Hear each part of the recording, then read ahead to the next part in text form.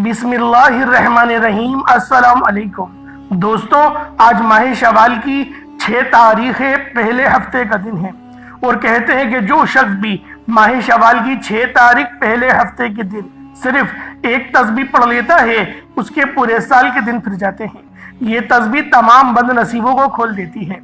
अल्लाह वालों, माह शवाल की 6 तारीख पहले हफ्ते का दिन, पूरा साल माह शवाल की 6 तारीख पहले हफ्ते के दिन का शिद्दत से इंतज़ार किया जाता है, क्योंकि अभी नया चांद तुलू हुआ है और ये महीना ईद का महीना है, रमज़ान की उजरत लेने का महीना है।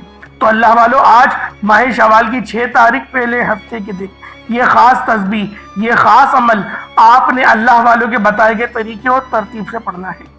अल्लाह वालों, ये तस्बीह आज जो बंदा पढ़ लेगा, अल्लाह पाक उसके नसीबों को खोल देगा।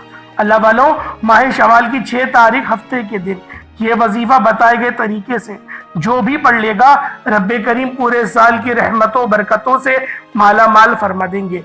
ये वजीफ़ा, ये तस्बीह इतनी ख़ास है कि अगर कोई बंदा सिर्फ एक बार पढ़ता है तो पूरे साल की मालो दौलत, पूरे साल की कामयाबियाँ, पूरे साल का रिस्क और दौलत सिर्फ एक दिन ये वजीफा पढ़ने से मिल जाएगा।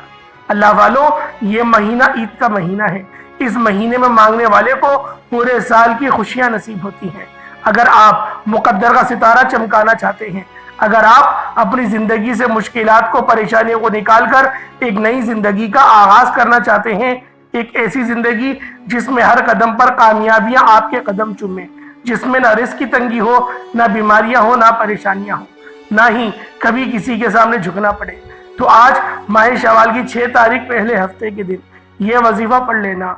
आज मेरी तमाम बहनों, बेटियों, माओ से गुजारिश है कि माह शवाल की 6 तारीख पहले हफ्ते का दिन ये एक तस्बीह पढ़ लेना बहुत ज़रूरी है। अगर मेरा बस चलता, मैं आप में से हर एक के घर जाकर बाजू से पकड़कर मुसल्ले पर बैठाता और कहता कि माह शवाल की 6 तारीख पहले हफ्ते का दिन बरकत वाला दिन है, अजमत वाला दिन है, कबूलियत वाली घड़ियां हैं, ये मौका हाथ से जाने मत देना। आज माह शवाल की 6 तारीख हफ्ते के दिन को लापरवाही से गुजार दिया, दुनिया के कामों में मसरूफ रहकर गुजार दिया, तो पूरे साल का पछतावा मुकद्दर हो जाएगा।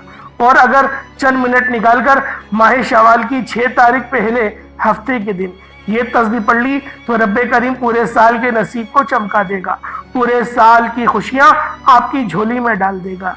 बदबख्त है, बदकिस्मत है वो इंसान जो आज चंद मिनट निकालकर माह शवाल की 6 तारीख पहले हफ्ते के दिन ये वजीफा नहीं पढ़ता। आपको जो भी काम है, आप जो भी करना चाहते हैं, आप अपनी मर्जी से कर सकते हैं। आप जो भी वज़ाइफ रोज़ाना की बुनियाद पर पढ़ते हैं और आप पढ़ना चाहते हैं, वो आप पढ़ सकते हैं। इसका इस अमल से कोई लेना देना नहीं, लेकिन आप लोगों ने इस छोटे से अमल, इस छोटे से वजीफे को बिलखुसूस माह शवाल की 6 तारीख पहले हफ्ते के दिन लाजमी पढ़ लेना है। माह शवाल की 6 तारीख पहले हफ्ते के दिन जो भी ये वजीफा पढ़ते हैं, आप पढ़ सकते हैं, सब पढ़ सकते हैं, लेकिन याद रखिएगा ये चंद मिनट का वजीफा आपने लाजमी पढ़ना है और अपनी किस्मत को तब्दील करवाना है। ये आज का मुजर्रब और मुस्तनद अमल है। ये आज के दिन का एक ऐसा नायाब अमल है कि हर कोई सीने का राज नहीं बताता। मेरा मकसद दुखी इंसानियत की खिदमत करना है। मैं आज वो वजीफा लेकर आया हूँ जिससे हर बंदे की तमाम हजत पूरी हुई हैं। तो अल्लाह वालों, अगर आज आप पसंद की नौकरी या शादी के लिए भी ये अमल करना चाहते हैं, तो आप लोग कर सकते हैं। आप लोगों को इजाज़त आम है, बस आप लोगों ने आज माह शवाल की 6 तारीख पहले हफ्ते के दिन ये ख़ास अमल, ये ख़ास वजीफ़ा अल्लाह वालों के बताए गए तरीके और तरतीब से पढ़ना है। अल्लाह वालों, ये अमल, ये तस्बीह इतनी ख़ास है कि आपके नसीब और तकदीर के फैसले हो जाते हैं। आज नसीब और तकदीर के फैसलों का वक्त है। आज जिसको जब जहाँ जैसे वक्त मिलता है, चंद मिनट निकाल कर ये वजीफा पढ़ लीजिएगा। पता नहीं फिर आपको ये मौका मिले या ना मिले। अल्लाह पाक ने आज की वो कबूलियत की घड़ियाँ आपको अता फरमाई हैं कि आपने मेरे बताए गए तरीके और तरतीब से ये वजीफा पढ़ना है। एक एक नुक्ता, एक एक बात बच्चों की तरह समझाने की पूरी कोशिश करूँगा।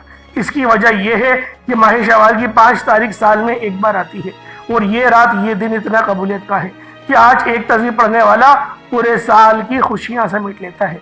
अगर आप भी सिर्फ चंद मिनट के वजीफे से पूरे साल की टेंशन और मुसीबत, डिप्रेशन, मायूसी से जान छुड़ाना चाहते हैं, तो आज का ये वजीफा किसी सूरत मत छोड़िएगा। آپ دنیا جہاں کی کسی بھی کونے سے تعلق رکھتے ہوں، آپ انڈیا سے ہیں، پاکستان سے ہیں، بنگلہ دیش، نیپال، عمان، جاپان، مسقط، دنیا کے جس بھی کونے سے آپ کا تعلق ہے، بس آپ نے ماہ شوال کی 6 تاریخ کا انتظار کرنا ہے۔ جب بھی آپ کے ملک میں ماہ شوال کی 6 تاریخ آ جائے تو آپ نے یہ عمل پڑھنا ہے۔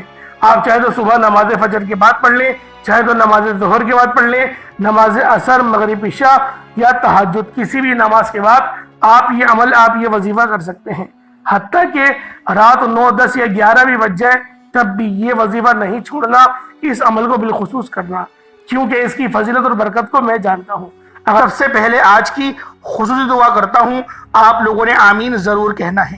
پتہ نہیں کس کی آمین رب کریم کو پسند آ جائے اور ہم سب کی دعائیں قبول و منظور ہو جائیں، ہم سب کی حاجات پوری ہو جائیں۔ تو اللہ والوں دعاؤں میں شرکت کریں۔ اے میرے مالک و مولا، تو رحمان ہے، تو رحیم ہے، تو کریم ہے، تجھے تیری شان کریمی کا واسطہ، تجھے تیرے محبوب سے محبت کا واسطہ، تجھے اس بابرکت مہینے کا واسطہ۔ آج ہم سب کے تمام صغیرہ کبیرہ گناہوں کو معاف کر دے، ہمارے تمام گناہوں کو بخش دے۔ آج ہم سب پر اپنی نظر کرم فرما۔ اے میرے مالک و مولا، ہم سب کو 5 وقت کی نماز پابندی کے ساتھ، جماعت کے ساتھ ادا کرنے کی توفیق عطا فرما۔ میرے مولا، ہم سب کو مانگنا نہیں آتا، بن مانگے عطا فرما۔ اپنے پیارے حبیب کے صدقے عطا فرما۔ ہمیں قرآن پڑھنے کی توفیق عطا فرما، قرآن پر عمل کرنے کی توفیق عطا فرما۔ اپنے والدین کی خدمت کرنے والا بنا دے۔ جو والدین پریشان حال ہیں، ان کے بچے ان کی خدمت نہیں کرتے، بات نہیں سنتے، ذلیل و رسوا کرتے ہیں، ایسے تمام بچوں کو نیک ہدایت عطا فرما دے۔ میرے مولا، ہم سب کی تمام نیک جائز حاجت کو پورا فرما۔ بالخصوص غزہ اور فلسطین کے مسلمانوں کی مدد فرما۔ وہاں پر رہنے والے، وہاں پر بسنے والے تمام مسلمانوں کی تو مدد فرما، ان کو فتح اور نصرت سے ہم انار فرما۔ میرے مولا، ہمیں مانگنا نہیں آتا، ہمیں بالکل مانگنا نہیں آتا، میرے مولا ہمیں بن مانگے عطا فرما۔ حج اور عمرہ کرنے کی توفیق عطا فرما، والدین کے ساتھ کرنے کی توفیق عطا فرما۔ آمین آمین آمین یا رب العالمین۔ اللہ والوں، ایک بار کمنٹ سیکشن میں اپنے پورے نام کے ساتھ آمین ضرور لکھیے گا۔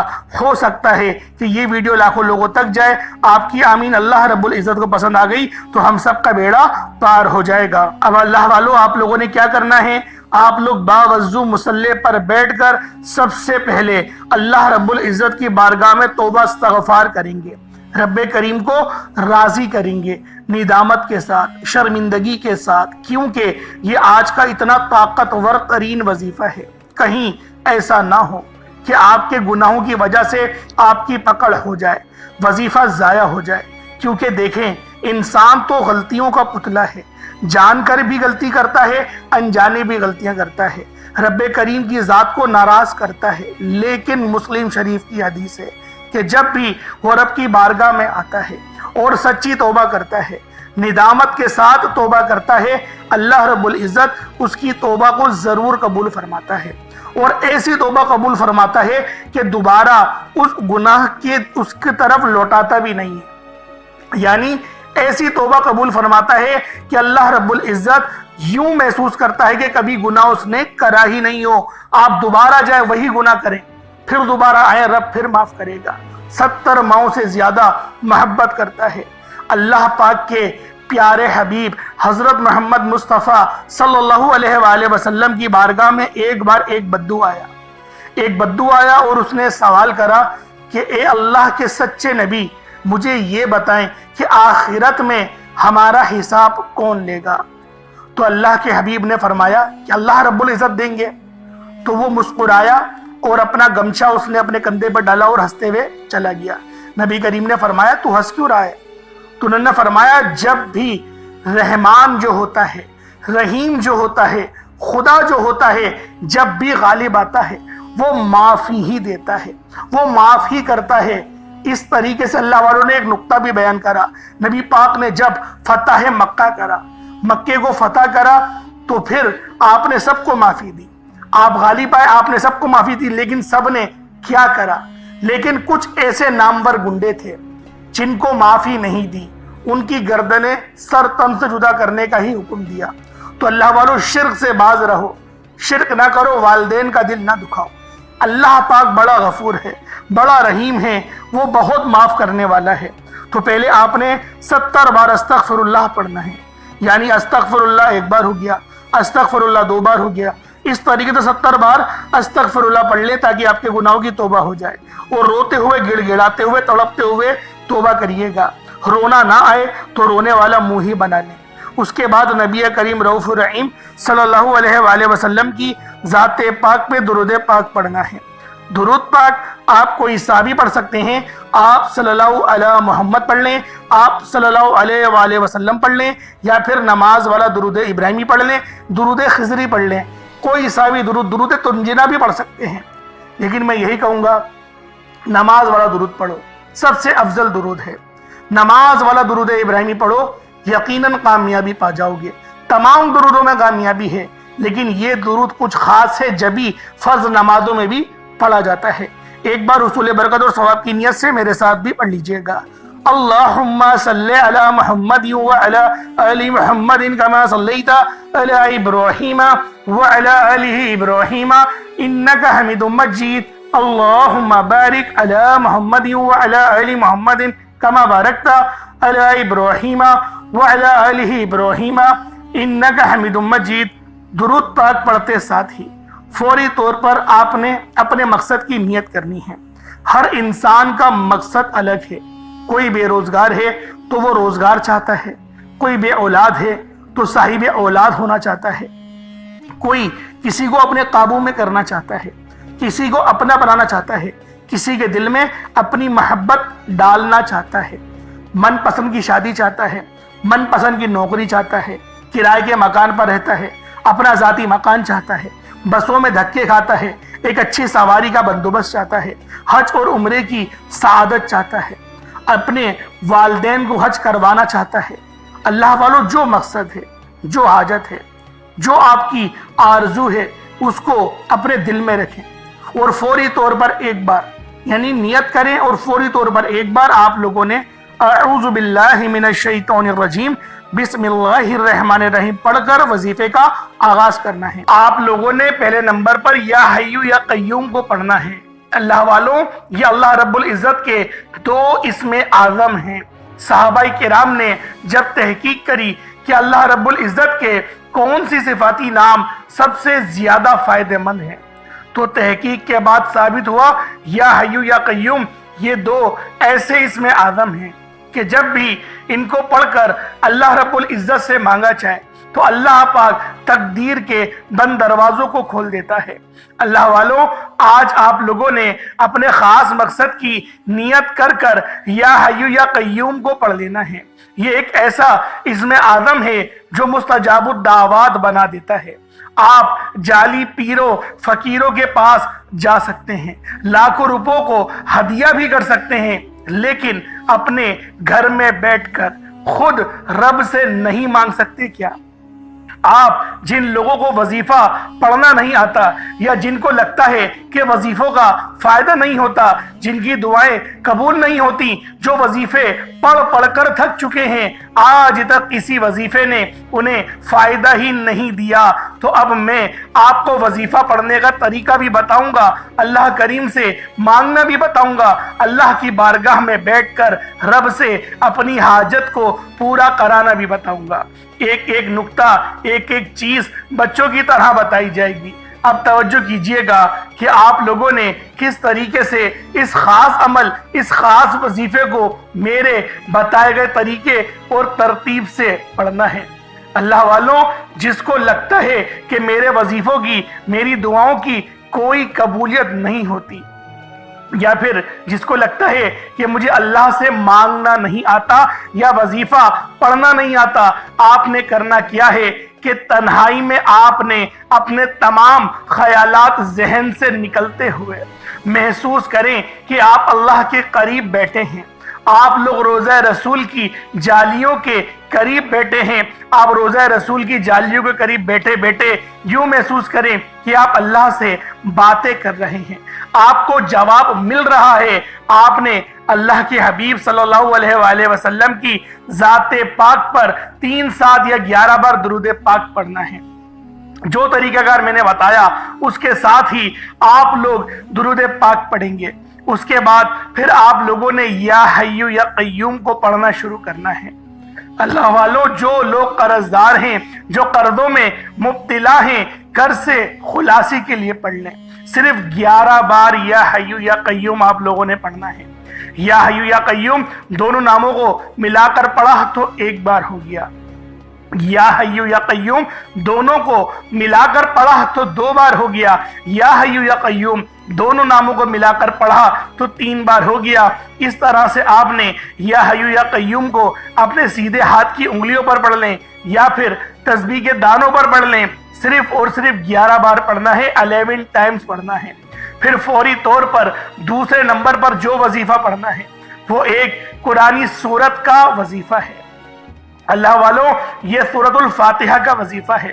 آپ سورۃ الفاتحہ میں رب کا شکر بھی ہے، صراط مستقیم کی تلقین بھی ہے، اللہ کے راستے پر قربانیاں نثار بھی ہیں۔ آپ نے اپنے مقصد کو ذہن میں رکھتے ہوئے یا حی یا قیوم کو پڑھنے کے بعد اللہ کو راضی کر لیا، رب کو منا لیا۔ اب سورۃ الفاتحہ کو 7 بار پڑھتے دوران آپ نے کسی سے بات نہیں کرنی، نہ ہی کوئی آپ سے بات کرے گا، اور دل ہی دل میں اللہ کا شکر ادا کرنا ہے۔ الحمدللہ رب العالمین، یہ سورت یہاں سے اسٹارٹ ہوتی ہے، اور پہلی آیت میں ہی اللہ رب العزت ارشاد فرما رہا ہے کہ تمام تعریفیں میرے ہی لیے ہیں جو مالک ہے سارے جہاں کا۔ اللہ والوں، اس عمل کو کرنا کس طریقے سے ہے ذرا دھیان سے اور توجہ سے ملاحظہ کریں۔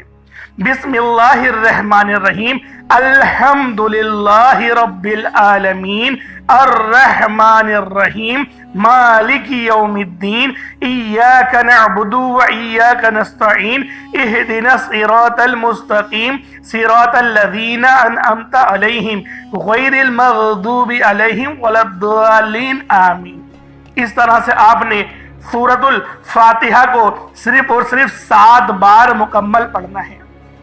طریقہ کار میں نے آپ کو بتا دیا کس طرح سے پڑھنا ہے، یعنی آپ لوگ بسم اللہ بھی پڑھیں گے اور آپ نے آخر میں آمین بھی یہ بھی پڑھنا ہے، اور اتنی ہی آواز میں پڑھیں کہ گویا آپ منہ سے پڑھیں اور اپنے کانوں سے سن لیں، کسی اور کو ڈسٹرب نہ کریں آپ لوگ، لیکن پڑھیں اس کو ڈوب کر۔ جتنا ڈوب کر، جتنا تنہائی میں پڑھیں گے اتنا زیادہ آپ کو کیف و سرور محسوس بھی ہوگا، اور اللہ رب العزت کی بارگاہ سے آپ کے مرتبات اور مقامات میں اضافہ بھی ہوگا۔ اللہ والوں، صرف 7 بار سورۃ الفاتحہ شریف کو پڑھنے کے بعد پھر آپ لوگوں نے تیسرے نمبر پر ایک قرآن پاک کی آیت کو پڑھنا ہے۔ یہ آیت بہت خاص ہے۔ جب کسی کا انتقال ہوتا ہے تب ہم لوگ انا للہ و انا الیہ راجعون کو پڑھتے ہیں۔ اس کا ترجمہ کیا ہے؟ بے شک اللہ ہم تیری ہی طرف سے آئے ہیں اور ہمیں لوٹ کر بھی تیری ہی طرف جانا ہے۔ یہ وہ کلمات ہیں جو اللہ پاک کے سب سے لاڈلے ہیں۔ اللہ پاک کو یہ کلمات بہت پسند ہیں، انا للہ و انا الیہ راجعون۔ اللہ والوں، یہ ایسی قرآنی آیت ہے کہ جب آپ لوگ اپنے مقصد کو ذہن میں رکھ کر اس خاص عمل، اس خاص وظیفے کو پڑھنا شروع کرتے ہیں تو اللہ پاک کی رحمتیں، برکتیں ہم پر موسلا دھار بارش کی طرح برسنا شروع ہو جاتی ہیں۔ پہلے نمبر پہ آپ نے یا حی یا قیوم کو پڑھنا ہے۔ کتنی بار پڑھنا ہے بتا چکا ہوں، صرف 11 بار پڑھنا ہے، ڈوب کے پڑھنا ہے۔ پھر دوسرے نمبر پہ آپ لوگوں نے سورۃ الفاتحہ شریف کو پڑھنا ہے، مکمل پڑھنا ہے، بتا چکا ہوں، صرف 7 بار پڑھنا ہے۔ اس کے بعد تیسرے نمبر پہ آپ لوگوں نے انا للہ و انا الیہ راجعون کو پڑھنا ہے۔ کتنی بار پڑھنا ہے توجہ کیجئے گا، انا للہ و انا الیہ راجعون یہ 1 بار ہو گیا، انا للہ و انا الیہ راجعون یہ 2 بار ہو گیا، انا للہ و انا الیہ راجعون یہ 3 بار ہو گیا۔ اس طریقے سے آپ لوگوں نے اپنے ہاتھوں کی انگلیوں پر پڑھ لیں یا تسبیح کے دانوں پر پڑھ لیں، صرف اور صرف 11 بار 11 ٹائمز پڑھنا ہے۔ جب 11 بار آپ لوگ انا للہ و انا الیہ راجعون کو پڑھ لیں، اس کے بعد پھر آج کا آخری عمل جس کے بغیر یہ وظیفہ نامکمل ہے، آپ لوگوں نے یا اللہ یا محمد کو پڑھنا ہے۔ یا اللہ اللہ پاک کا یہ ذاتی نام ہے، یا محمد یہ اللہ کے حبیب کا ذاتی نام ہے۔ یا اللہ یا محمد جب دونوں کو ملا کر پڑھیں گے تو ایک بار ہو جائے گا، یا اللہ یا محمد دونوں کو ملا کر پڑھیں گے تو 2 بار ہوگا، یا اللہ یا محمد دونوں کو ملا کر پڑھا تو 3 بار ہو گیا۔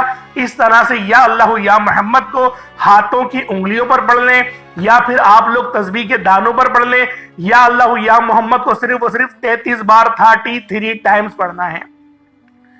آج کے یہ 4 خاص اعمال ہیں جو آپ نے بتائے گئے طریقے اور ترتیب سے پڑھنے ہیں، اپنے خاص مقصد کو ذہن میں رکھتے ہوئے پڑھنے ہیں۔ اس کے بعد اتنا ہی درود پاک پڑھ لیں گے جتنا آپ لوگوں نے اول پڑھا تھا۔ ایک بار پھر سے ملاحظہ کریں، پہلے نمبر پہ آپ لوگوں نے یا حیو یا قیوم کو پڑھنا ہے، دوسرے نمبر پر سورۃ الفاتحہ شریف کو مکمل پڑھنا ہے، بسم اللہ کے ساتھ پڑھنا ہے، آخر میں آمین بھی کہنا ہے، پھر تیسرے نمبر پہ قرآن پاک کی ایک آیت انا للہ و انا الیہ راجعون، اور چوتھا اور آخری عمل یا اللہ یا محمد اس کو پڑھنا ہے۔ اللہ والوں، امید کرتا ہوں آپ کو ایک ایک بات سمجھ میں آ گئی ہوگی کس طریقے سے عمل کرنا ہے۔ اس وظیفے کو پانی کے گلاس پر بھی کر سکتے ہیں یا پھر چینی کے اوپر بھی کر سکتے ہیں۔ پانی کے گلاس پر کریں گے تو پھر آپ لوگ خود اس پہ دم کر کے پی لیجئے گا، یا جو مریض ہے ان کو پلا دیں، یا جو تنگ دست ہے، جو گھر کا کفیل ہے، جو گھر چلاتا ہے، اس کو پلا دیں۔ انشاءاللہ العزیز جسمانی روحانی تمام بیماریاں ٹھیک ہوں گی، اور اگر کوئی روحانی اثرات ہیں اس کے اوپر تو انشاءاللہ اس سے بھی مکمل شفا ملے گی، جس طرح سے میں نے آپ کو پہلے بیان کرا تھا۔ اس طریقے سے عمل کریں، انشاءاللہ بہت فائدہ ہوگا۔ چینی پہ کریں گے تو چینی کو صدقہ کر دیجئے گا، پرندوں کے لیے اوپر ڈال دیجئے گا، یا پھر آپ لوگ پیڑ کی جڑ میں ڈال دیجئے گا۔ انشاءاللہ چیٹیاں ان جو چینی کے دانے ہوں گے ان کو کھا لیں گی۔ اللہ پاک سمجھنے کی توفیق عطا فرمائے۔ دوران گفتگو کوئی غلطی کوتاہی ہو گئی ہو، اللہ پاک معاف فرمائے۔ انشاءاللہ پھر ملاقات ہوگی ایک نئی ویڈیو میں ایک نئے وظیفے کے ساتھ۔ تب تک کے لیے اجازت دیں۔ السلام علیکم ورحمۃ اللہ وبرکاتہ۔